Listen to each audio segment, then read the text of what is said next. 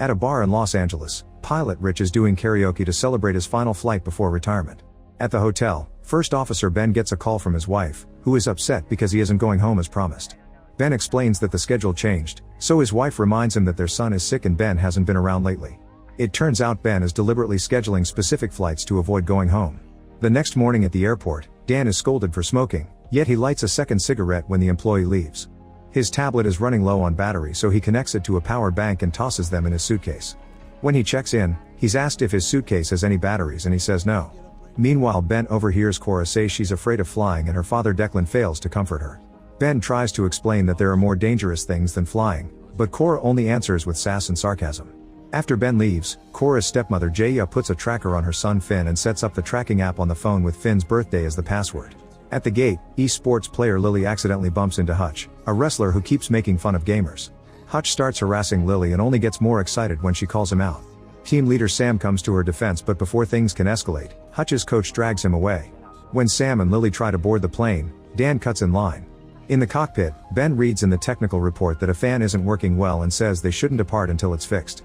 Rich presses a button to reset that fan and decides they shall depart anyway. When Ben does extra checks on the flaps, Rich scolds him for overthinking. After the plane takes off, Rich says that he thought Ben wanted to punch him for his scolding.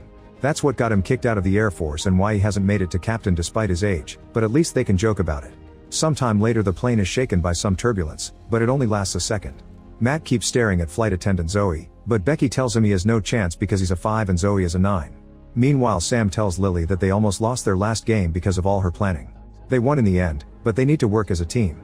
Lily also asks him why he's afraid of reading her letter, so Sam promises to do so when they land. Then Sam goes to the bathroom and stares at Lily's letter with mixed feelings. Later Declan tells Cora to be nicer to her new family, but she ignores him. When he and Jaya start kissing, Cora makes gagging noises. Then the couple goes to the bathroom together to get naughty. When Finn's tablet runs out of battery, he looks for his mother, so Cora tells him that they're in the pool at the end of the plane. Finn goes looking for them only to get lost. Matt notices this and invites Finn to sit with him to show him a game. After a few minutes, Cora feels alone and goes to knock on the bathroom door. In the cargo hold, Dan's power bank starts to heat up and soon it catches on fire, which quickly spreads to other bags in the container. An alarm rings in the cockpit, so Ben activates the fire suppression system, but it isn't working well. Then he calls traffic control and gets permission to land at the nearest airport. 2 crew members enter the cargo hold and try to put out the fire, but their extinguishers aren't enough and the flames grow. When the plane suddenly shakes and tilts, the container rolls down and crashes into some gas tanks. A small explosion fills the room with fire and causes a tank to be shot through the wall, breaking the pressure. As the plane starts falling at great speed, a tank bursts through the floor into the cabin and bounces all over the plane, killing a passenger by hitting him in the head. The shaking causes Jaya and Declan to slam their heads on the bathroom mirror. The cabin loses pressure too and objects start flying, hurting several people. Cora is almost blown out of the plane, but Lily catches her just in time. Everyone puts on the oxygen masks except for Declan and Jaya, who are unconscious. After some effort and several minutes of turbulence, Rich manages to stabilize the plane by staying at a safe altitude. He then informs the passengers about the fire and asks them to stay calm while they divert to the Guam airport. Sam comes out of the bathroom and tries to return to Lily, but Zoe makes him take a random seat because it's too dangerous to move around. While she's distracted, Dan sneaks to the bathroom to smoke. Cora wants to go looking for her parents, however Lily forces her to stay. Suddenly the container in the cargo hold is sucked out of the plane through the hole left by the explosion and it hits an engine, setting it on fire. While everyone panics, Zoe sends Dan back to his seat. Soon the burning engine is blown away and makes a hole in the cabin wall, so many passengers are blown away too with their seats. In the cockpit, Ben notices that they've lost half of the system instruments. He calls air traffic again to ask for a closer airport, but there's nothing in the area. As passengers struggle to hold on, Cora runs to look for her father but is caught by flight attendant Penny. The second engine is starting to catch on fire too, and the cockpit loses the rest of the instruments before the power shuts down. The pilots activate the ram air turbine, which acts as a backup source of power. However, this isn't enough for a relight or to dive for more speed, so they dump all the fuel. Then Rich tells the passengers to brace for impact, and the crowd begins to cry and pray.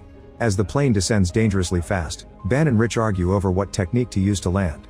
When Ben points out the possibility of a cartwheel, Rich finally agrees to do it his way.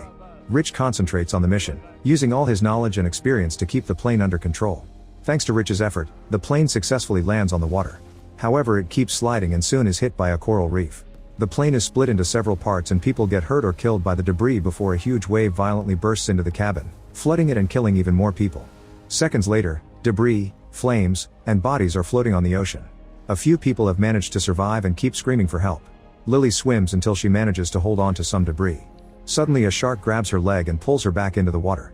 Lily struggles until she manages to free herself and climb onto a plain piece. She has a breakdown when she sees the scar the shark left on her leg. Noticing that the metal is sinking, she walks away from the water. In the cockpit, Ben tries to wake up Rich, saying they would have won if it hadn't been because of the coral reef. At that moment the windows begin to crack. Penny tells Cora to wait and rushes to the cockpit to help Ben free Rich from his chair.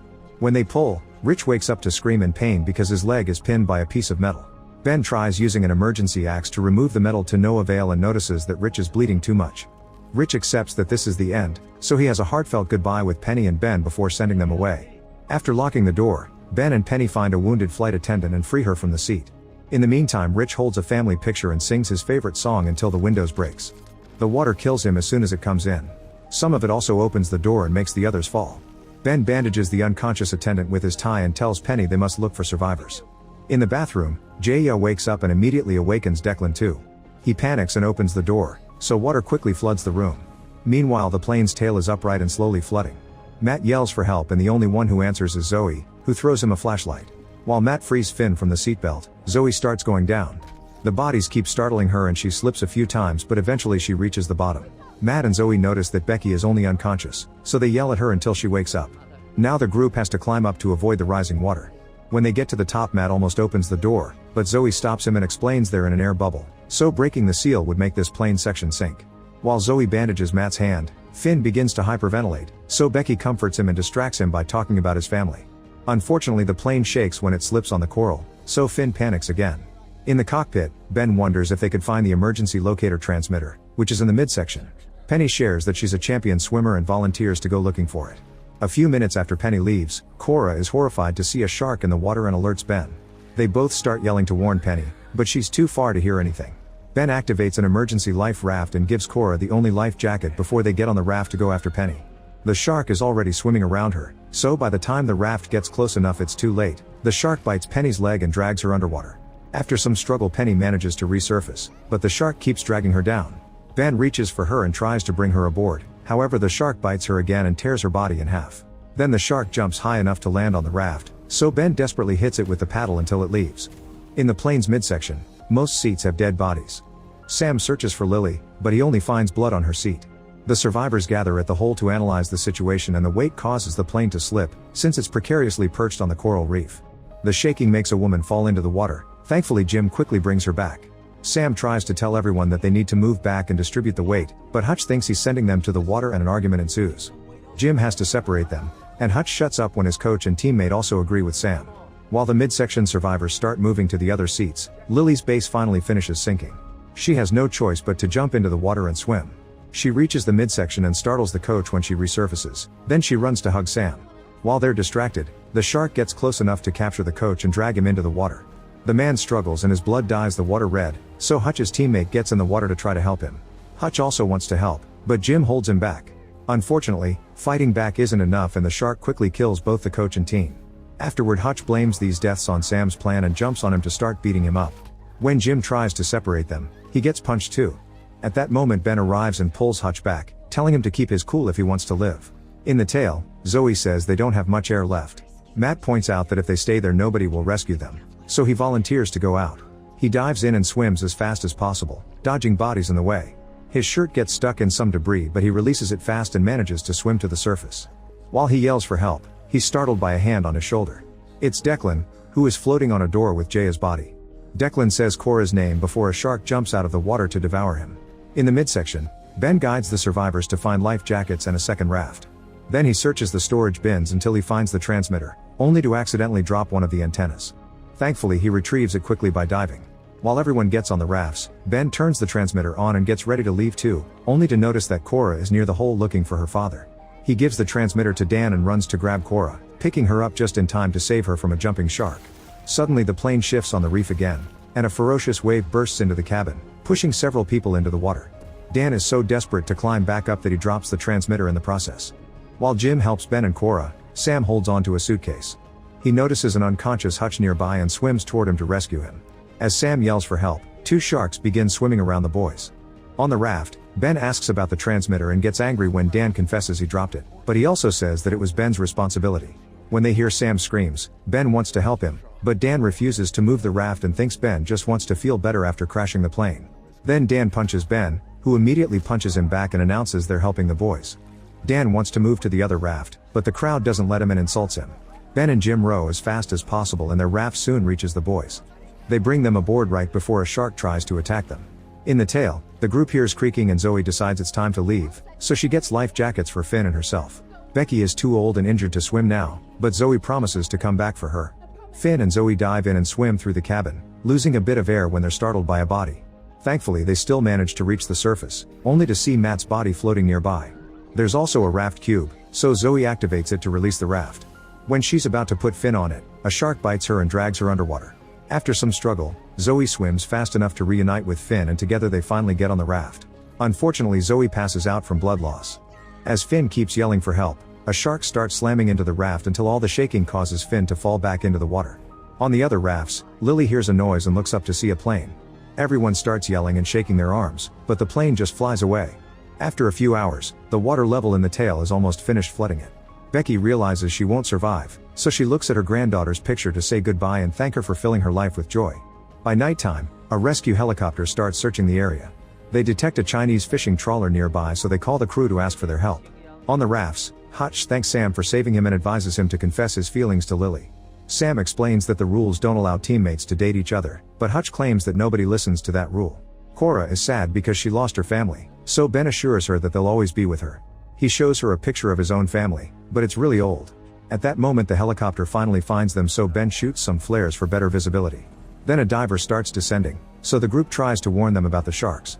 Unfortunately the diver can't hear them and reaches the water, where she's immediately attacked. The helicopter tries to pull her out but can't do it until the shark lets go, so the diver comes out missing an arm and a leg. She's still so close to the water that the shark only needs a slight jump to capture her again. As the beast drags the diver underwater, the connecting rope pulls the helicopter too. The rope mechanism suddenly explodes and the chopper quickly crashes into the sea.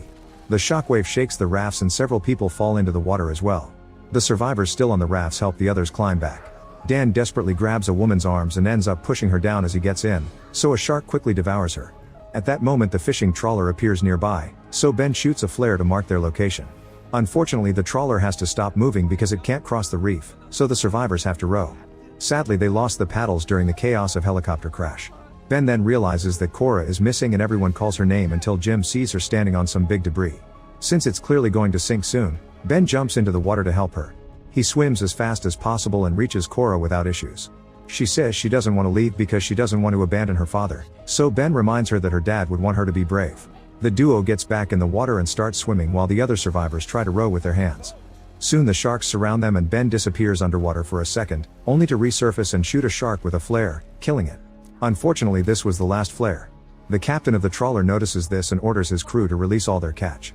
The sharks immediately turn around to feed on the fish instead. On the raft, Dan sees a pack of cigarettes floating and immediately grabs it. When he tries to smoke one, his lighter stops working. Suddenly a shark jumps out to catch him and brings him underwater to eat him. In the morning, the trawler has rescued all the survivors. Sam tells Lily that the water took her letter and he couldn't read it. Lily says he already knows what she meant anyway, but she can't deny the issue of the rules. After some hesitation, Sam kisses her forehead, and Lily kisses his cheek. Meanwhile Cora keeps mourning her family. When she hears the others finally getting reception on their phones, Cora borrows Ben's and uses the tracking app to find Finn's tracker. They immediately show it to the captain, who guides the trawler to the third raft. At first they only find Zoe, but she moves some plastic sheets to reveal Finn. The siblings reunite with a hug and tears, and Cora finally apologizes. Zoe asks about Becky, so Ben has to give her the bad news.